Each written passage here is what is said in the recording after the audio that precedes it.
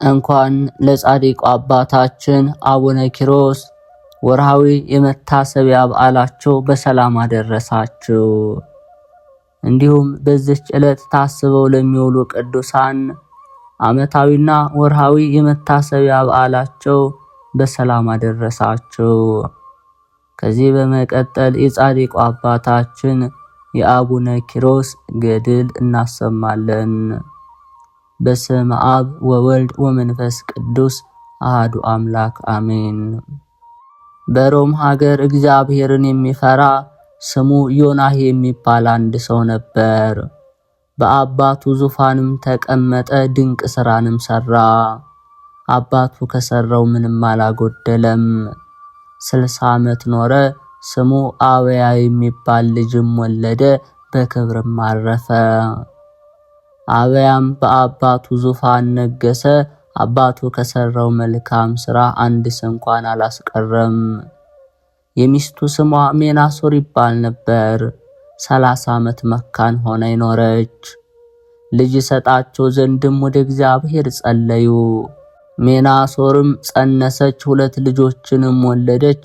ታላቁን ቴዎዶሲዮስ፣ ታናሹን ዲላሶር አለችው። በመልካም አስተዳደግ አሳደጓቸው። ከዚህ በኋላ አባታቸው አብያ በክብር አረፈ። ቴዎዶሲዮስም በአባቱ በአብያ ዙፋን ነገሰ።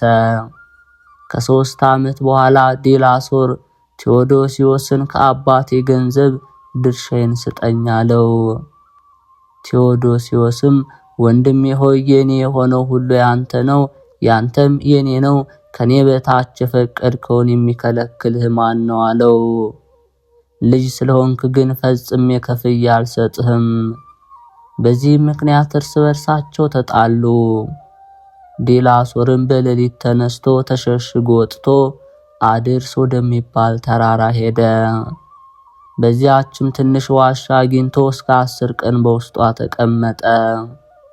መንፈስ ቅዱስም ኪሮስ ሆይ ብሎ ጠርቶ ለብዙዎች አባት ትሆናለህ፣ በቃልህም እንክርዳድ ኃጢአት ይነቀላል፣ ጽድቅ ስንዴ ያፈራል። አሁንም ከዚህ ተነስተህ ወደፊት የአንድ ቀን ጎዳና ሂድ። በዚያም ባህታዊ መነኩሴ ታገኛለህ፣ ከእርሱም የምንኩስናን ልብስ ትለብሳለህ አለው። ይህንንም ብሎ ከእርሱ ተሰወረ። በማግስቱም አባታችን ኪሮስ ተነስቶ መንፈስ ቅዱስ እንዳዘዘው አደረገ። ታላላቅ ድንጋዮችንም አግኝቶ ወደ ውስጣቸው ገባ። በዚህም ትንሽ ዋሻ አገኘ። የራስ ጸጉሩ ከእግሩ የደረሰ ፈጽሞ ግርማው የሚያስፈራ ገዳማዊ ሰው ከዚያች በዓት ወጣ። ያም ገዳማዊ ሰው ኪሮስ መነኩሴ ልትሆን ከዚህ መጣህን እያለ ጠራው። አባታችን ኪሮስም ግርማውን አደነቀ። ወደ እርሱም ቀርቦ ተባረከ። ከእርሱም ጋር 3 ቀን ቆየ። ከዚህ በኋላ ኪሮስ ሆይ እንደኔ መነኩሴ ልትሆን ትፈቅዳለህን አለው። አባታችን ኪሮስም አዎ አባቴ ፈጽም ይወዳለሁ አለው። አባ በብኑዳም ከዚህ ቆየ ብሎ ትንሽ ደመና ጠቀሰ። ወደ እርሱም መጣች። በላዩም ተቀምጦ ወደ አስቄጥስ ገዳም ወደ አባ ተርዋ ሄደ። በዚህም ቅዱስ የሆነ ልብሰ ምንኩስናን ከአበምኔቱ አባ ተርዋ ተቀበለ። ከዚህ በኋላ በደመና ተጭኖ አባታችን አባ ኪሮስ ካለበት ከበዓቱ ደረሰ። ከደመናውም ወረደ። አባታችን አባ ኪሮስም ባየው ጊዜ እጅ ነስቶ በክብር ተቀበለው። ከዚህ በኋላ ያ ቅዱስ የሆነ የምንኩስናን ልብስን አለበሰው። ለአባ በብኑዳ ሰርክ የመላእክት አለቃ ቅዱስ ሚካኤል ሰማያዊ ህብስትና ሰማያዊ መጠጥ ዘወትር ያመጣለት ነበር። አባታችን አባ ኪሮስም ለአባቱ በብኑዳ እየታዘዘ 40 ቀን ሆነ። ከዚህ በኋላ ከዕለታት አንድ ቀን አንድ የገዳም ሰው ወደ አባታችን በብኑዳ መጥቶ እጅ ነሳው። እስከ ሰርክም ከእርሱ ጋር ቆየ። አባ በብኑዳም አባ ከወዴት ነው የመጣው አለው። አስቄጥስ ከምትሆን ከደብረ ቶና ነው አለው። አባ በብኖዳም ከአስቄጥስ መጣው ስላለው ፈጽሞ ወደደው። ያም እንግዳ መነኩሴ አባ በብኖዳን ማደሪያ አየ። ስራ ስርም ሆነ የዛፍ ፍሬ በዛ አላገኘም። አባ በብኖዳን ዛሬ ምን እንበላለን አለው። አባ በብኖዳም ፈጣሪያችን ይሰጠናል አለው። ያም መነኩሴ እኛ ስራ ስር የዛፍ ፍሬ እንሰበስባለን፣ ይህ መነኩሴ ግን የማይሰበስበው ስለምንድነው? እንደኛ ሰው አይደለምን? እያላደነቀ አባ በብኖዳም በመንፈስ ቅዱስ አውቆ አባ ለምን እንደዚህ ታስባለህ? እኔም በብዙ ኃጢአትና በደል ያለው እንደ አንተ መነኩሴ ነኝ አለው። ይህንን ነገር ሲነጋገሩ ሰርክ ደረሰ። አባ በብኖዳም ያን እንግዳ ወደ እግዚአብሔር እንዲጸልይ ዘንድ ተነሳለው። ተነስተውም አቡነ ዘበሰማያትን ጸሎተ ወንጌልን ጸለዩ። የድኅነታችን ፈጣሪ እግዚአብሔር ሆይ ሌሊቱን ሁሉ በሰላም አሳድረን የሚለውን እስከ መጨረሻው ጸለዩ። ይህንንም ሲጸልዩ በዚህ ዓለም የሚመስለው የሌለ ፈጽሞ ደስ የሚያሰኝ መልካም መዓዛ ሸተተ። የመላእክት አለቃ ቅዱስ ሚካኤል የተዘጋጀ ማዕድና ወይን የሞላበትን ጽዋ ይዞ መጣ። አባ በብኖዳም ቅዱስ ሚካኤልን ባየው ጊዜ ከእጁ ተቀበለ። ያ እንግዳ መነኩሴ ግን ቅዱስ ሚካኤልን አላየውም። ይህ መነኩሴ መሰሪ ነው፣ አስቀድሜ ያላየሁትን ህብስትና ጽዋ ወይን ከወዴት አገኘ እያለ በልቡ አሰበ። አባ በብኖዳም ያ እንግዳ መነኩሴ በልቡ ያሰበውን አውቆ አባ ለምን በልብህ ክፉ ታስባለህ አለው። ያም እንግዳ መነኩሴ በልቡ ያሰበውን አባ በብኖዳ ስለነገረው አደነቀ። አባ በብኖዳና ያ መነኩሴ ተቀምጠው ይበሉ ጀመር። ብፁዕ ኪሮስ ግን በትህትና ይላላካቸው ነበር። ያ እንግዳ መነኩሴ እየቆረሰ በልብሱ ደብቆ ያዘ። ነገር ግን አባ በብኖዳና አባ ኪሮስ ደብቆ መያዙን አላዩትም። በዚያች ሌሊት አንድ ላይ ነበሩ። በማግስቱም ወደ መጣበት ይሄድ ዘንድ ተነሳ። አባ በብኖዳና አባ ኪሮስም ሰላምታ ሰጥተው ሸኙት። መንገዱንም ቀጠለ። ከአስቄጥስ ገዳም በደረሰ ጊዜ በአስቄጥስ የምትኖሩ ቅዱሳን ኑ ተሰብሰቡ ብሎ ጮኸ። መነኮሳትም ሁሉ ወደ እርሱ ተሰበሰቡ። ያን ከአባ በብኖዳ ሸሽጎ ያመጣውን በረድ የሚመስል ሰማያዊ ህብስትን አሳያቸው። እነርሱም ከእጁ ተቀብለው ከወዴት አገኘኸው አሉት። በዮርዳኖስ በረሃ ውስጥ አንዲት ዋሻ አለች። በውስጧም በብኖዳ የሚባል አንድ መሰሪ ሰው አለ። ይዛችሁ ታመጡት ዘንድ ኑ ተከተሉኝ፣ ወደዚያ ልውሰዳችሁ አላቸው። ይህንን ሲነጋገሩ የመላእክት አለቃ ቅዱስ ሚካኤል መጥቶ ያችን የህብስት ቁራሽ ከእጃቸው ነጥቆ ወደ ሰማይ አሳረጋት። በአብ በወልድ በመንፈስ ቅዱስ ፊትም ሰገደ። እግዚአብሔር ቅዱስ ሚካኤልን መልካም አገልጋይ ሆይ የተቀደሰውን ለውሻ በመስጠቱ በብኖዳ ክፉ አደረገ አለው። ስለዚህም በአንበሳ አፍ ይሞታል። ይህችም በረከት ከእርሱ ትከለከላለች። ይህችም ህብስት እስከ ዕለተ ሞቱ ምግብ ተሆነው ዘንድ በበረሃ ለሚኖር ስሙ ፊሊሞና ለሚባል መነኩሴ ስጠው አለው። ቅዱስ ሚካኤልም እግዚአብሔር እንዳዘዘው አደረገ። እነዚያም ቅዱሳን መነኮሳት ደንግጠው ያ መነኩሴ እኛን በእርሱ ላይ መምህርና ፈራጅ አድርጎ የሾመን ማን ነው? እኛን ምን ገዶን አሉት። ያ መነኩሴ ይህንን የቅዱሳንን ቃል ከሰማ በኋላ ፈጽሞ አዘነ። ወደ ማደሪያውም ሄዶ ታንቆ ሞተ። በማግስቱም እንግዳ አስተናጋጁ መነኩሴ መሞቱን አይቶ ለቅዱሳን መነኮሳት ነገራቸው። ቅዱሳን መነኮሳትን በሰሙ ጊዜ ይህ መነኩሴ የእግዚአብሔር ወገን አይደለም አሉ። በመነኮሳትም ቦታ ይቀበር ዘንድ አግባብ አይደለም። ይህንንም ብለው ከገዳማቸው ውጭ ቀበሩት። ነፍሱንም መላእክተ ጽልመት ወሰዷት። ከዚያን ጊዜ ጀምሮ ሰማያዊ ህብስት ከአባ በብኖዳ ተከለከለ። ምንም እህል ሳይቀምስ 3 ቀን ቆየ። ከዚህ በኋላ ምርር ብሎ አልቅሶ ልጄ ኪሮስ ሆይ ሰይጣን ወደ ማደሪያችን ገባን፣ ይህን ያገኘን ነገር ምንድነው አለው። ቅዱስ ኪሮስም አባቴ ያ መነኩሴ ወደ በዓት ገብቶ ከአንተ ጋር ተቀምጦ ከተመገበ በኋላ ሰማያዊ ህብስት ከኛ እንደተከለከለ አላወክምን አለው። ከዚህ በኋላ አባ በብኖዳ አዝኖ የእግዚአብሔር ፈቃድ ይሁን አለ። እነርሱም እስከ 10 ቀን ድረስ እህል ሳይቀምሱ ፈጽመው እያዘኑ ቆዩ። ከዚህ በኋላ አባታችን ኪሮስ ዘወትር ፍራፍሬ እየሰበሰበ በየሀገሩም እየሄደ ቁራሽ እየለመነ ወደ ማደሪያቸው መለስ ጀመር።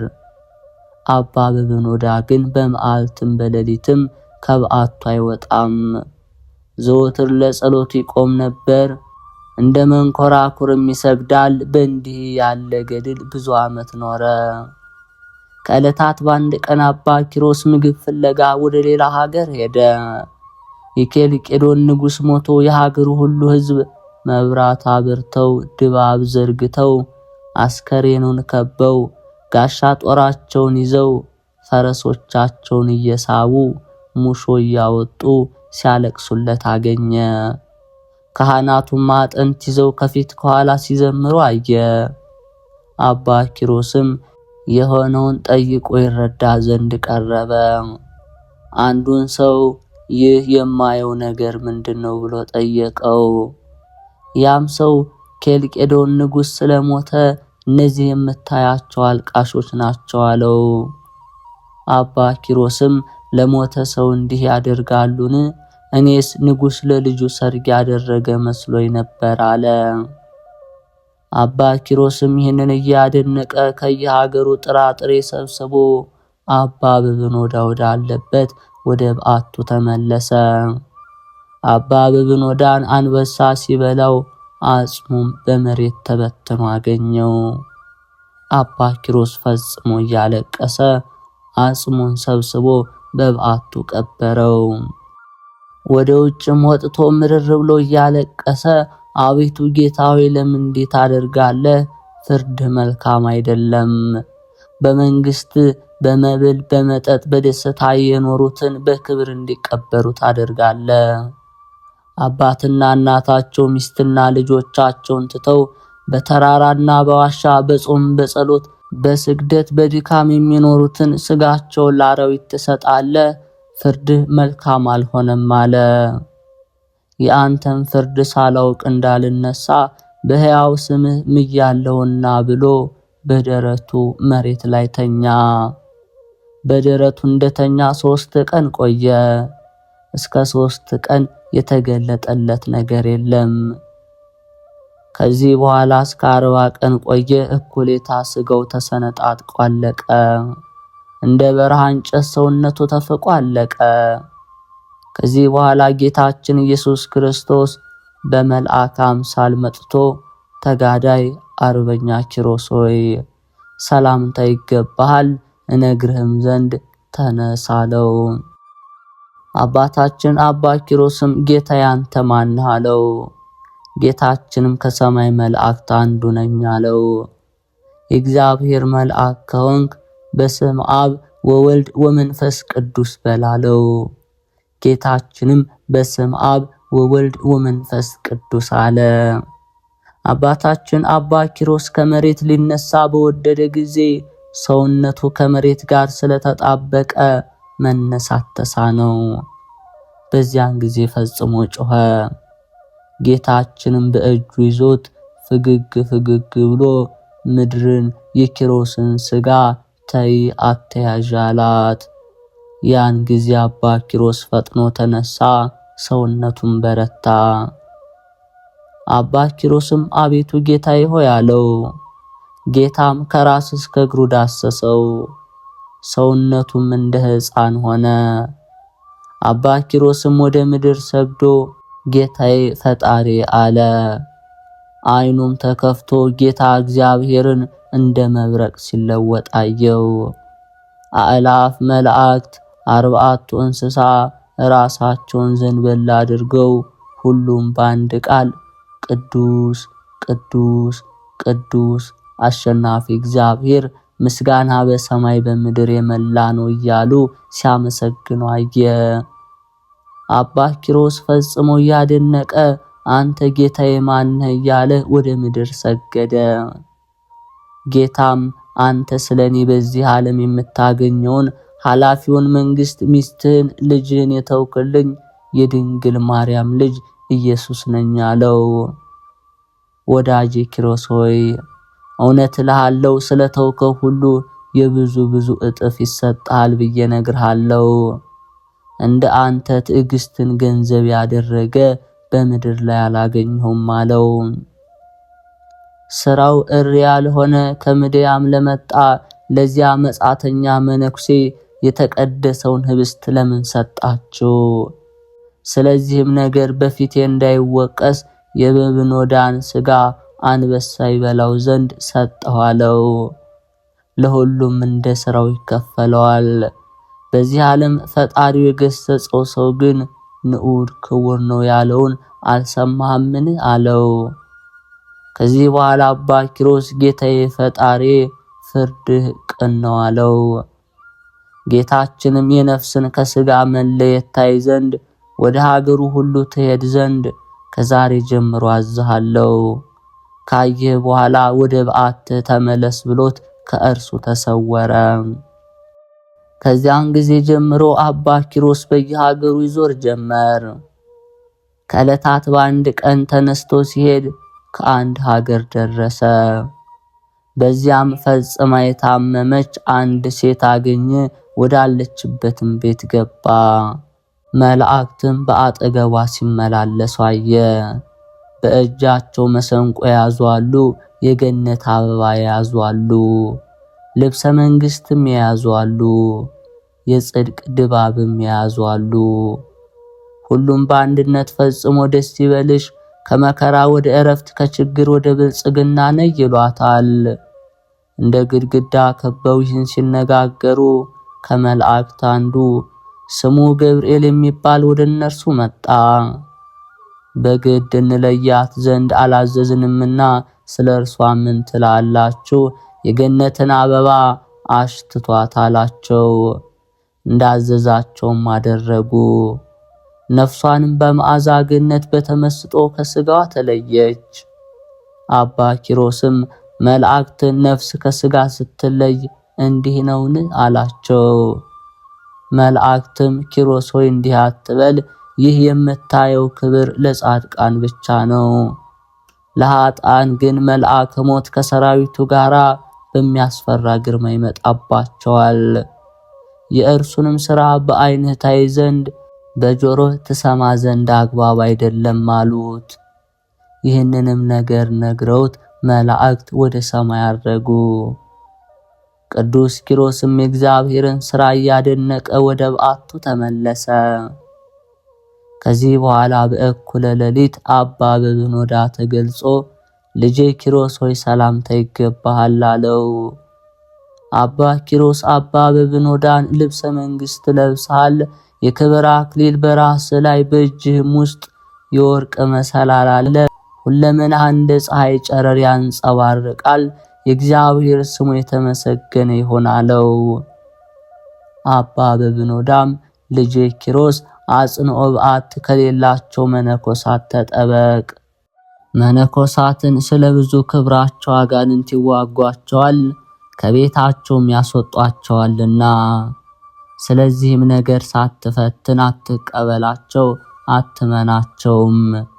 ልጄ ከዚያ መጻተኛ መነኩሴ የተነሳ ያገኘን ታውቃለህና መከራውን ስለታገስክ በእግዚአብሔር ዘንድ ታላቅ ክብርን አግኝተሃልና ንዕድና ክብር ይገባሃል።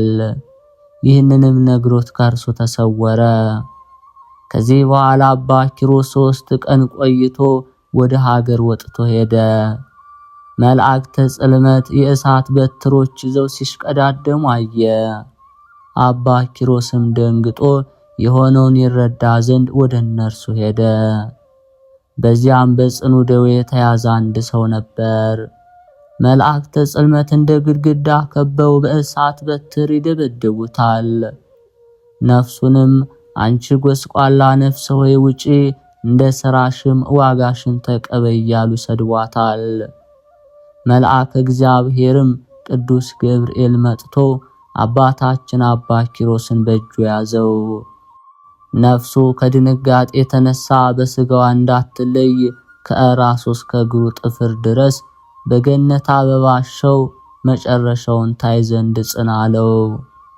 ያን ጊዜ መልአከ ሞት መጥቶ በዚያች ነፍስ ላይ መርዙን ተነፈሰባት። በአፉ ጎርሶ ውጦ አኝኮ ተፋት። 3 ጊዜ መላልሶ እንዲህ አደረገ።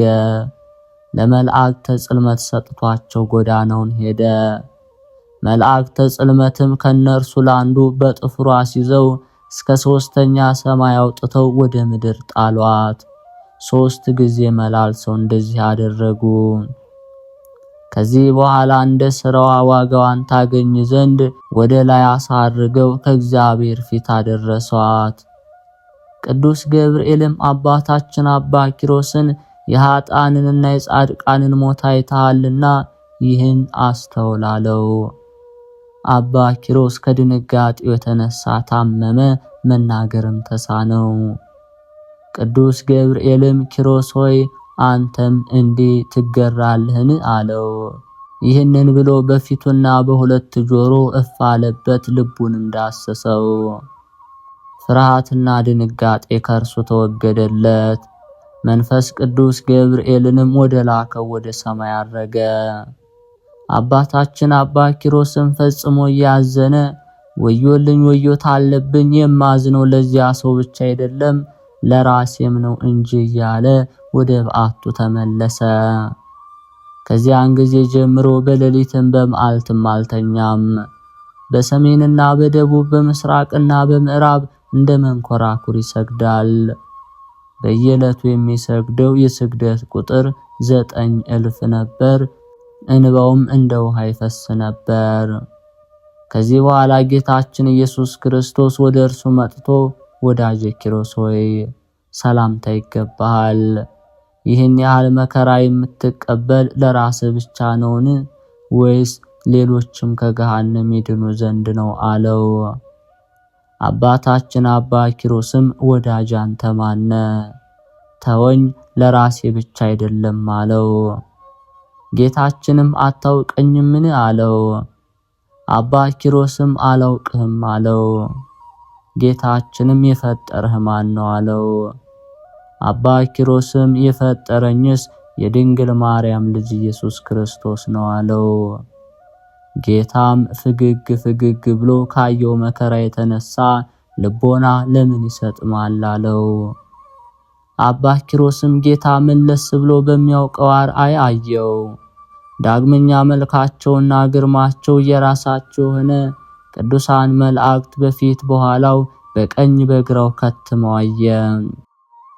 ሁሉም በአንድ ቃል ቅዱስ ቅዱስ ቅዱስ አሸናፊ እግዚአብሔር ምስጋና በሰማይ በምድር የመላ ነው እያሉ ያመሰግናሉ።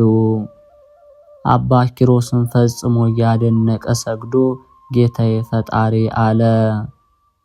ጌታ ኢየሱስም ከዛሬ ጀምሮ እስከ ዘላለሙ ድረስ ቃል ኪዳን ሰጠው ካለው በጸሎት የሚተማመኑ ሁሉ ኃጢአታቸው ይቀርላቸዋል።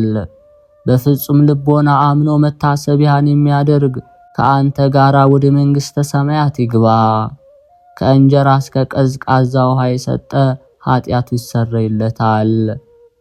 በበዓልህ ቀን ዕጣን ለቤተ ክርስቲያን የሰጠ ካንተ ጋራ ወደ መንግሥተ ሰማይ ይግባለው። አባ ኪሮስም ስልጣንህ የባህሪ የሆነ ጌታዬ ፈጣሪ ብሎ ሰገደ። በፊትህ ባለሟልነትን ካገኘው አባትና እናቴን ዘመዶችንም ማርልኝ አለው። ጌታችንም በዘመድ የከበርክ ወዳጄ ኪሮስ በእናትና በአባትህ በዘመዶች ኃጢአት አላገኘሁም። ስለዚህ ለወቀሳ ካንተ ጋራ ወደ መንግሥተ ሰማያት ይግቡ አለው።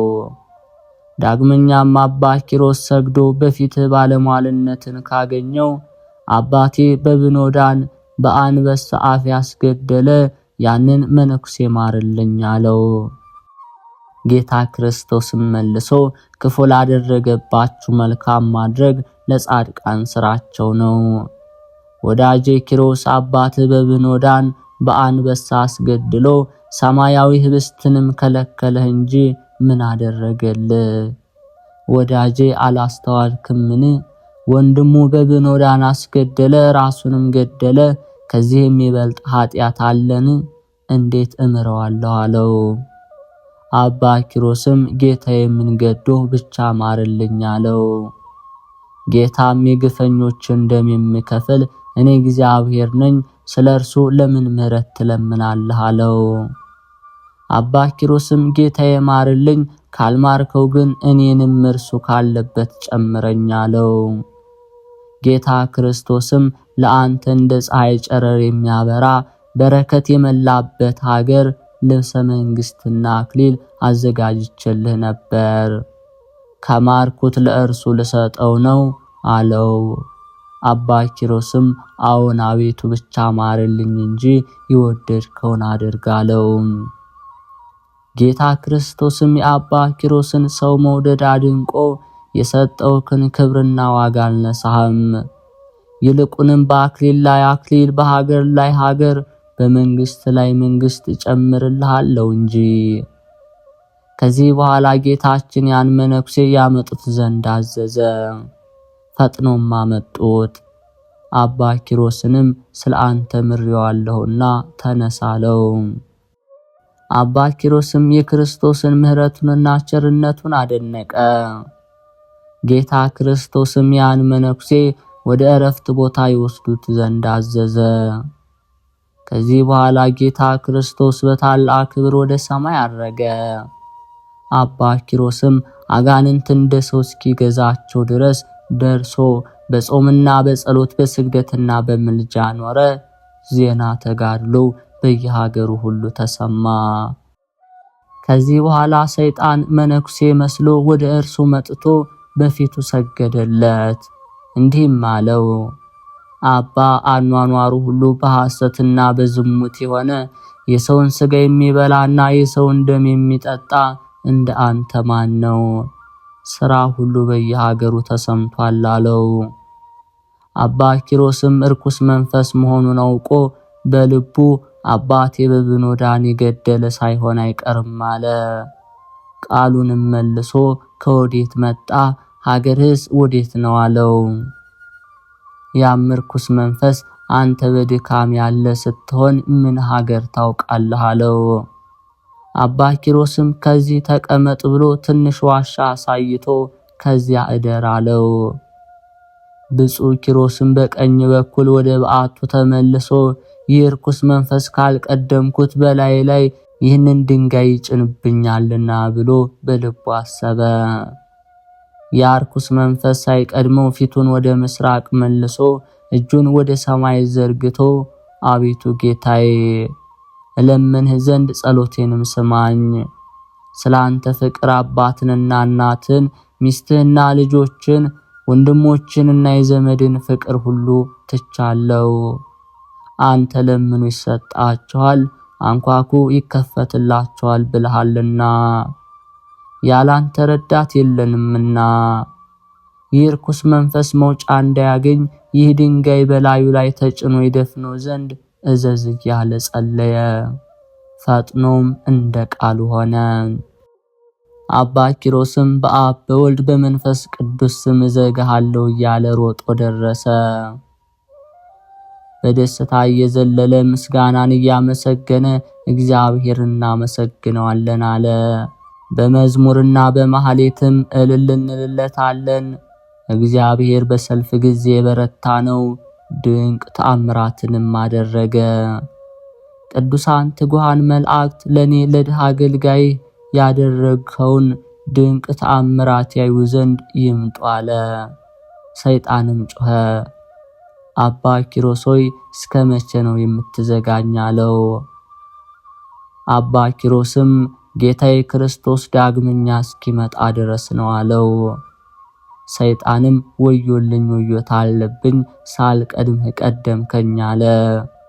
አባ ኪሮስም ዛሬ ፈጣሪ ረዳኝ አለ። ቀዳዳ ባገኝ ብሎ ዋሻዋን ዞራት። ስቁረት ባገኘ ጊዜ በስላሴ ስም በትምህርተ መስቀል አማተበባት። ድንጋዩም ፈጣሪ እስከሚመጣበት ጊዜ ድረስ ጽኚ እንዳትናወጭ አላት።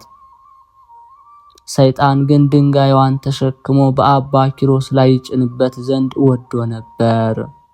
የእግዚአብሔር መልአክ ወርዶ ከፊተኛው ጥበብ የኋለኛው ጥበብ በለጠ። ሰይጣን ዛሬ በዚች ድንጋይ ሊፈጭህ ወዶ ነበር።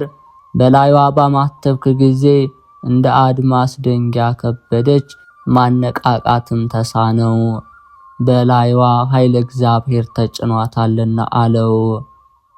በእንደዚህ ሥራ አባታችን አባ ኪሮስ ሰይጣንን ትቶት ወደ በዓቱ ሄደ።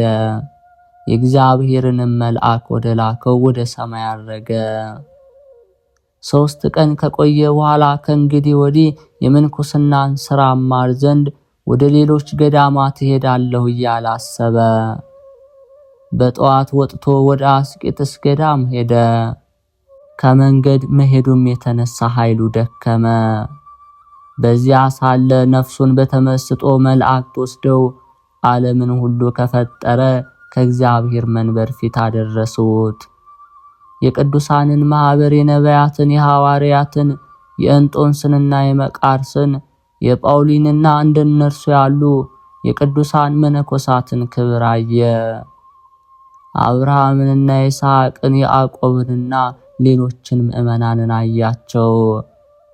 ኃጢአት የሌለባቸው የሕፃናትን ማህበር ለመስማት በሚያስደንቅ ምስጋና ሲያመሰግኑ አየ። ጌታችን ኢየሱስ ክርስቶስም ወዳጄ ኪሮስ ወዴት ትሄዳለህ አለው። አባ ኪሮስም የምንኩስናን ሥራ ልማር ወደ አስቄጥስ ገዳም ነው አለው። ጌታ ክርስቶስም ካንተ የተሻለ አላገኘውም፣ አሁንም ወደ ደብረ ባሳት ሂድ፣ በዚያም ድንቅ ነገር ታገኛለህ አለው። ከዚህ በኋላ መላእክት ነፍሱን ከስጋው ጋር አዋሃዷት። አባ ኪሮስም ከእንቅልፉ ነቅቶ ስላየውና ስለሰማው አደነቀ። ጎዳናውንም ሄዶ ደብረ ባሳት ደረሰ። ቤተ ክርስቲያንንም እጅ ነሳት። በዚያም አምላክን የወለደች እመቤታችንን ስዕል አይቶ እንባውን ካይኑ እያፈሰሰ እመቤቴ በቃል ኪዳንሽ አሳስቢኝ አለ። የእመቤታችንም ስዕል ወደዚህ መምጣት መልካም ነው፣ አትፍራ፣ ካየህ በኋላ የአባትህንም አጽም ትጠብቅ ዘንድ ወደ በዓት ተመለስ ብላ ተናገረችው። አባ ኪሮስም ይህንን በሰማ ጊዜ ከእመቤታችን ስዕል በታች 700 ስግደትን ሰገደ። በዕብራይስጥ ቋንቋ እየዞረ እንግዳ ስለሆንክ ስግደቱ ይበቃል፣ ከዓመት እስከ ዓመት በየቀኑ 300 ፍሬ ታፈራ ዘንድ የምህረት መዝገብ ተዘጋጅቶልሃል የሚል ቃልን ሰማ። አባ ኪሮስም የእግዚአብሔርን ሥራ እያደነቀ ከቤተ ክርስቲያን ወጣ። በዚያም ገዳም ብዙ መነኮሳትን አገኘ። አባ ኪሮስም የፊቱ ደም ግባት ያማረ፣ ቁመቱ እንደ ዘንባባ ዘለግ ያለ፣ አይኖቹም እንደ አጥቢያ ኮከብ ደስ የሚያሰኙ፣ ጥርሶቹ እንደ በረዶ ነጭ ሆኑ። የመልኩ ደም ግባት እንደ ጽጌረዳ ቀይ። እነዚያም መነኮሳት እርስ በርሳቸው ይህ መነኩሴ ከግብፅ ሀገር ከቤተ መንግስት የመጣ ይመስላል፣ ሰውነቱ በጾም በጸሎት አልጠወለገምና ተባባሉ። ፈጽመውም ጠሉት፣ ወደ ተናቀ ማደሪያም አስገቡት። በዚያም መክፍራስ በሚባል ሕመም ታሞ ብዙ ዘመን እያዘነ የቆየ ለሞትም የደረሰ ከመሬት ወድቆ አንድ በሽተኛ አገኘ። አባ ኪሮስም ሚካኤልን በራስጌው፣ ገብርኤልን በግርጌው፣ ሩፋኤልን በቀኙ፣ ሰዳክያልን በግራው በክንፋቸው ጋርደው ታያቸው። ከአባ ኪሮስ በቀር ማንም የሚያቸው አልነበረም። መላእክትም አባ ኪሮስን በገዳዮች ፊት ሞትን የማይፈራ አርበኛ ብለው እጅ ነሱት። አባ ኪሮስም አረፍ ብሎ መላእክትን ከዚህ ምን ታደርጋላችሁ አላቸው። ዓለምን ሁሉ ከፈጠረ ከእግዚአብሔር ዘንድ ታዘን ነው አሉት። አባ ኪሮስም እስከ መቼ ድረስ በዚህ ትቆያላችሁ አላቸው። ይህችን ነፍስ ከስጋዋ ለይታችሁ አሳርጉ እስኪለን ድረስ ነው አሉት። አባ ኪሮስም ወደዚያ በሽተኛ መነኩሴ መለስ ብሎ በዚያ ገዳም ስንት ዓመት ኖረሃል አለው። ያም መነኩሴ 30 ዓመት ሆኖኛል አለው። ዳግመኛም ከታመምክ ስንት ዓመት ሆኖሃል አለው። 20 ዓመቴ ነው አለ። ዳግመኛ አባ ኪሮስ የገዳሙ አበምኔትና መነኮሳቱ ይጠይቁሃልን አለው።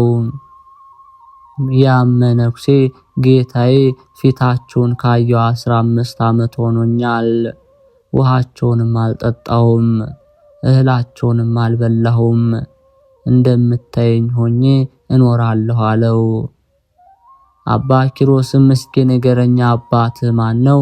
እናትህ ማናት አለው። አባቴ የኬልቄዶን ንጉሥ ነው፣ እናቴም የራህራህ ንጉሥ ልጅ ናት አለው። እውነት እልሃለሁ የሐሩን ልብስ ወርቁንና ብሩን በአባቴ ቤት በእግራቸው ይረግጡታል አለው። አባ ኪሮስም ወደዚያ ገዳም ማን አደረሰ አለው። ያም ድውይ መነኩሴ እንዳንተ ያሉ 3 ሰዎች መጥተው በአባቴ ቤት አደሩ። በእኩለ ሌሊት ፊቱ የሚያበራ ሰው መጥቶ ሚሳኤል ሚሳኤል ሚሳኤል ብሎ ጠርቶ ሲነጋ ተነስተ ከነዚህ ቅዱሳን መላእክት ጋር ሂዳለኝ።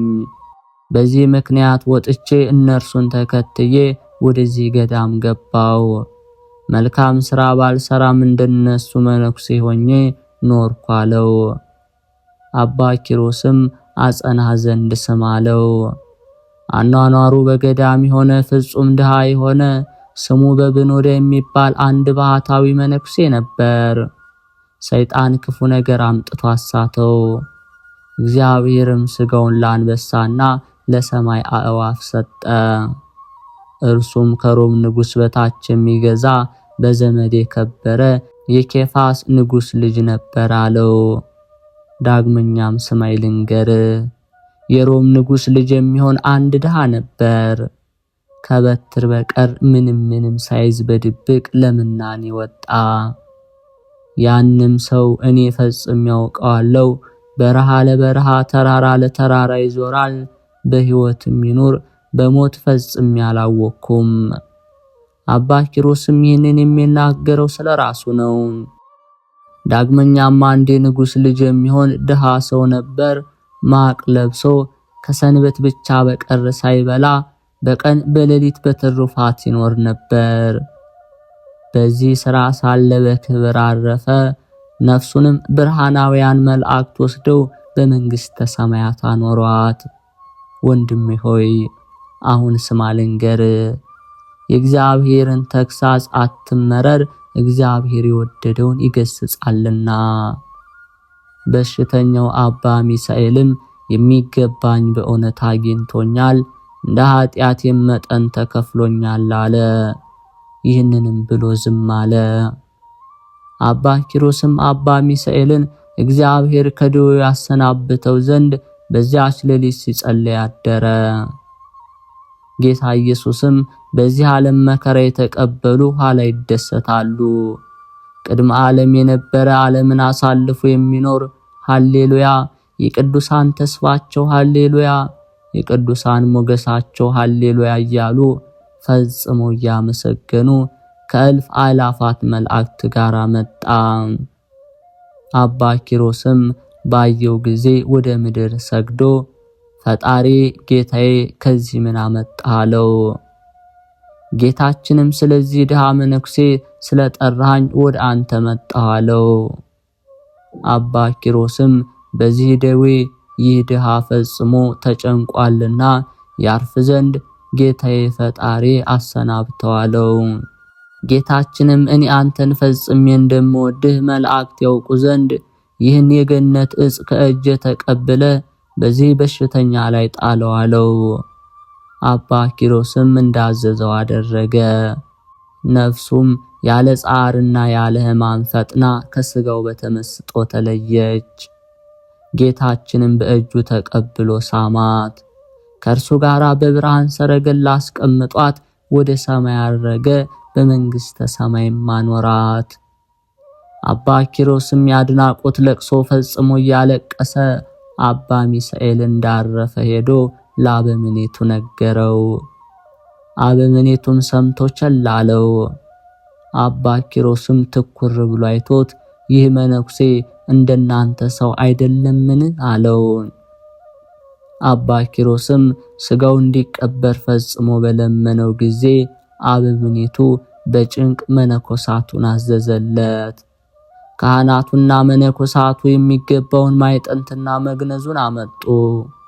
አባ ኪሮስም የረከሰ ማዕጠንታችሁን አስወግዱ እያለ በእግዚአብሔር ስም አወገዛቸው። የሚያጥኑት መላእክት አሉና ብቻ ስጋውን ቅበሩት አላቸው። እነዚያም መነኮሳት ይህ ትዕቢተኛ መነኩሴ ከወዴት ነው የመጣው ተባባሉ።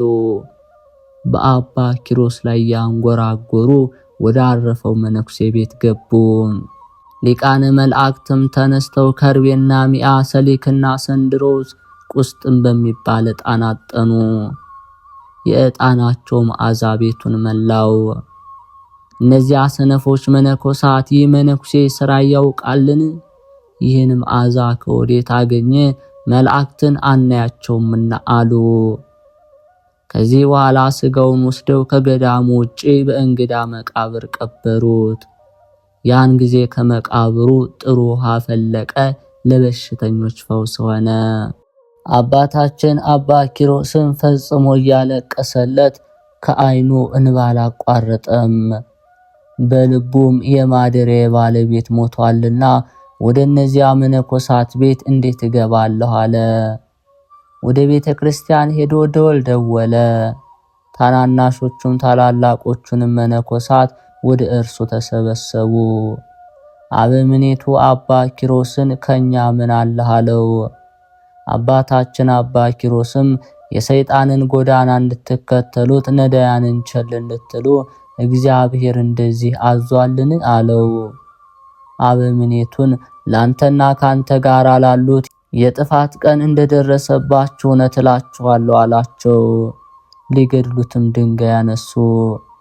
ጌታችን እንደ ኤልያስ ባለ ሰረገላ በስጋና በነፍስ በመካከላቸው ነጥቆ የ30ውን ቀን ጎዳና በአንድ ሰዓት አደረሰው። በማግስቱም አረማውያን ከጽርህ መጥተው ያንን ገዳም ከበቡት። ከነርሱም አንድ ስንኳ ሳይቀር በሰይፍ ገደሏቸው። ገዳማቸውንም በሳት አቃጠሉት። ጠላቶች አረማውያንም የረከሰ ማዕጠንታቸውን ወስደው የሴቶቻቸውን ጢስ መሞቂያ ያደረጉት። አባ ኪሮስም የረከሰ ማዕጠንታቸውን አስወግዱ ያላቸው ለዚህ ነው። መንፈስ ቅዱስ ገልጾለት ስለ እነርሱ ትንቢት ተናግሯልና። አባ ኪሮስም በበዓቱ ሳለ መላእክት ጽልመት እየተሯሯጡ ነፍሳቸውን ወደ ሲኦል ሲወስዱ ሲጫወቱባቸው አይቶ ይህ መከራ በእውነት ተገባቸው አለ። የእግዚአብሔርን ሥራ እያደነቀ ከበዓቱ ሳይወጣ 10 ቀን ቆየ። በእውነት ተገባቸው ስላለ እነዚህ ስህተተኞች አሳቱኝ እያለ በልቡ አሰበ። 40 ቀንም ሊጾም ጀመረ። 10 ቀን ከተፈጸመ በኋላ ልምራቸውምና ስለ እነርሱ አትድከም የሚል ቃል ወደ እርሱ መጣ። ትእዛዙንም አልተቀበለም። በጾምና በጸሎት ስጋውን አደከመ። ዳግመኛም 40 ቀን በተፈጸመ ጊዜ አልምራቸውምና ስለ እነርሱ አትድከም የሚል ቃል ወደ እርሱ መጣ። ቃሉን መስማት እምቢ አለ። በጾምና በጸሎት ዳግመኛ ፈጽሞ ስጋውን አደከመ። 40 ቀን በተፈጸመ ጊዜ ሶስተኛ አልምራቸውምና ስለ እነርሱ አትድከም የሚል ቃል ወደ እርሱ መጣ። አባ ኪሮስም ሥርዓተ ምንኩስናን እማራለሁ ብዬ በራሴ መከራዬን አበዛው ብሎ ፈጽሞ አዘነ። ይህን ብሎ ከበዓቱ ወጥቶ ከጋለ ባልጩት ድንጋይ ላይ በጀርባው ተኛ። ስጋው ደርቆ እንደተጠበሰ ዓሣ ሆነ። ቃልም ወደ እርሱ መጥቶ አልምራቸውምና ስለነርሱ አትድከም አላልኩህምን አለው። አባ ኪሮስም ለመላእክተ ጽልመት መዘባበቻ ሆንኩ፣ ፈጣሪስ እንዴት ቸላለኝ አለ። ይህንን ብሎ ከዚያ ከጋለ ባልጩት ድንጋይ ላይ ተመልሶ በሆዱ ተኛ። ከጋለው ባልጩት ድንጋይና ከለቅሶ ብዛት የተነሳ ሁለት ዓይኖቹ ታወሩ፣ ማየትም ተሳነው። ከዚህ በኋላ ዲያብሎስ ከሩቅ ሆኖ በእኔ ላይ የምትነሳሳ ኪሮስ አንተ ነህን? በቃል ኪዳንህ ብዙዎችን ከኔ ወስደሃል፣ ገንዘቦቼ ነፍሳትን ልትወስድ ተነስተሃል። ዛሬ ማን ይረዳሃል? ዓይንህ ታውሯልና የዚህ ዓለም ብርሃንም ካንተ ተሰውሯል፣ ማን ይመርሃል አለው። አባ ኪሮስም የዲያብሎስን ነገር በሰማ ጊዜ ምርር ብሎ አልቅሶ ወደ እግዚአብሔር ጸለየ። ጌታዬ ፈጣሪ 99ኙን ነገደ መላእክት ትተህ ከባህሪ መለኮት ሳትለይ ወደኛ መጥተህ ከኃጢአት ብቻ በቀር የኛን ባህሪ ያደረክ አይደለምን? ከኃጢአት ብቻ በቀር ስራውን ሁሉ የሰራህ አይደለምን? እጆችን ዘርግተህ ስለኛ በመስቀል የተሰቀልክ አይደለምን? ስለኛ በመስቀል የተሰቀልክ አይደለምን? አምላኬ አምላኬ ለምን ተውከኝ አልከስ አይደለምን? እኔም ካንተ ጋር እኩል ሳልሆን ፈጣሪ በዚህ ምሕረት በሌለው በጠላት እጅ ለምን ተውከኝ እላለሁ። የሰይጣናት መከራቸው ደርሶብኛልና። ይህንንም ነገር ሲናገር የሰረገላ ድምፅ ሰማ። በዚህ ዓለም የሚመስለው የሌለ መልካም መዓዛ ሸተተ። ጌታችንም ወደ እርሱ መጥቶ ሰላም ላንተ ይሁን፣ በእውነት ወንድሞችን የምትወድ ሰውነቱን ለወንድሙ ቤዛ አድርጎ የሚሰጥ እንዳንተ ያለ አላገኘሁም። የተቀበልከው መከራ ሁሉ ለሰው ሁሉ መታሰቢያ ሊሆን በኢየሩሳሌም ሰማያዊት ተጽፏል ብዬ በእውነት እነግርሃለሁ አለው። ልጆቹን በአንተ ስም የሚጠራ ወይም በስም የሚጠራ ወይም የገድልህን መጽሐፍ የጻፈ ያጻፈ ወይም ያነበበ ወይም አምኖ ጸጥ ብሎ የሰማ የዘላለም ሕይወትን ያገኛል። ዳግመኛ በስም ቤተ ክርስቲያን ዕጣንንና ሌላ መባን የሰጠ አስራት ይሆንልህ። ያለ ምርምር ካንተ ጋራ መንግሥተ ሰማያት ይግባ። ያለ ምንም ጉድለት በፊቴ እንዳንተ መልካሙን ዋጋ ያገኛለው። ይህንንም ብሎት በሁለት እጆቹ ራሱን ይዞ እስከ እግሩ ጥፍር ድረስ ዳሰሰው። ሰውነቱን ምንም እንዳላገኘው እንደ ሕፃን ሆነ። ብፁዕ ኪሮስም ወደ ምድር ሰግዶ ጌታዬ ፈጣሪ ዛሬ ባለሟልነትን አገኘሁ አለ። ጌታችንም ሰው ሁሉ ገድልህን መጻፍ ባይቻለው የተጻፈውን ያንብብ፣ ማንበብ ባይቻለው ገድልህ ከሚነበብበት ሄዶ በእምነት ይስማ፣ ለነፍሱም ለስጋውም ድህነት ያገኛል። ሄዶም ገድልህን መስማት ባይቻለው ከቤቱ ሆኖ 3 ጊዜ ሰግዶ አምላከ ኪሮስ ብሎ ስምህንና ስሜን 3 ጊዜ ጥራ፣ ያለ ወቀሳ ካንተ ጋራ መንግሥተ ሰማይ ይግባለው። አባ ኪሮስም በፊት ባለሟልነትን ካገኘው እነዚያን በባሳት ገዳም የነበሩ መነኮሳትን ማርልኝ አለው። ጌታችንም እነዚያን መነኮሳት ያመጧቸው ዘንድ አዘዘ። የእነዚያ መነኮሳት ቁጥራቸው 798 ነው። ጌታ ክርስቶስም አባታችን ኪሮስን በጸሎት የዳኑ እሊህ ናቸው፣ ምን ላደርግልህ ትሻለህ አለው። አባ ኪሮስም የምሻውስ ወደ መንግሥተ ሰማያት ታገባቸው ዘንድ ነው አለው።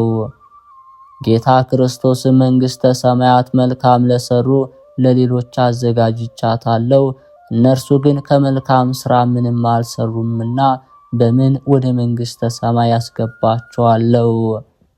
አባ ኪሮስም እንኪያስ እንዲህ ከሆነ ነፍሳቸውን ከሥጋቸው አዋህደ አስነሳቸውና መልካም ሥራ ይስሩ፣ ጌታዬ አንተም ፈጽመ ምሕረት አድርግላቸው አለው። ጌታ ክርስቶስም ወዳጄ ኪሮስ እንዳልከው ይደረግልህ አለው። እንደ ቃሉም ተደረገ። ፈጥነውም ተነሱ። ከጻድቁ አባታችን ከአቡነ ኪሮስ በረከት ረድኤት ያሳትፈን።